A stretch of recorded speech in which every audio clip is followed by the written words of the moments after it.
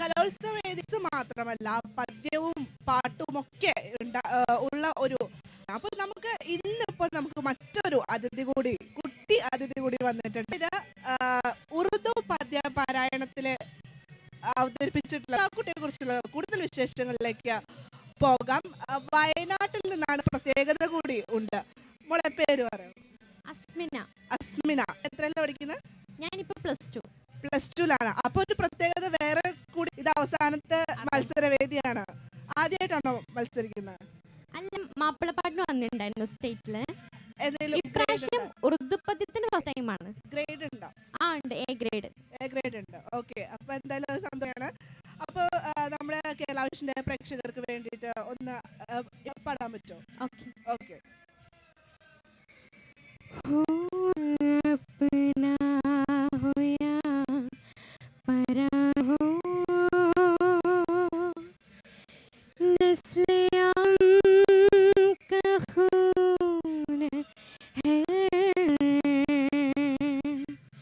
जंग मशए हो कि मगरिब में हमने आलम का खून है, आखिर खून अपना हो या पराया हो,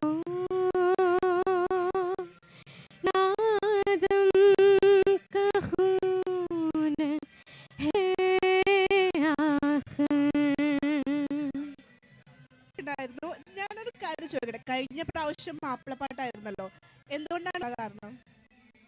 അത് പ്രത്യേകിച്ച് കാരണമൊന്നുമില്ല, ഇഷ്ടമുണ്ട് അതുകൊണ്ട് എടുത്തതാണ്. ആദ്യം ഫസ്റ്റ് ടൈം ആണ് ഉറുദു എടുക്കുന്നത് ആയിരുന്നു. അതെ. ഇപ്പൊ ഈ ഒരു എടുത്തിരിക്കുന്ന ഈ ഒരു തീം എന്തെങ്കിലും ഉണ്ടോ? ഇന്ന ബേസ് ചെയ്തിട്ടാണോ ഞാൻ ഈ ഒരു പാട്ട്, അങ്ങനെ എന്തെങ്കിലും? അത് ഇന്ത്യനെ കുറിച്ചിട്ടാണ്, യുദ്ധത്തിന്റെ ബേസ് ആയിട്ടാണ്, ഒരു പൊളിറ്റിക്കൽ ഇഷ്യൂ ആണ് പറയുന്നത്. Political issue. ഇപ്പൊ എന്തായാലും വളരെ നന്നായിട്ട് തന്നെ അവതരിപ്പിച്ചിട്ടുണ്ട്.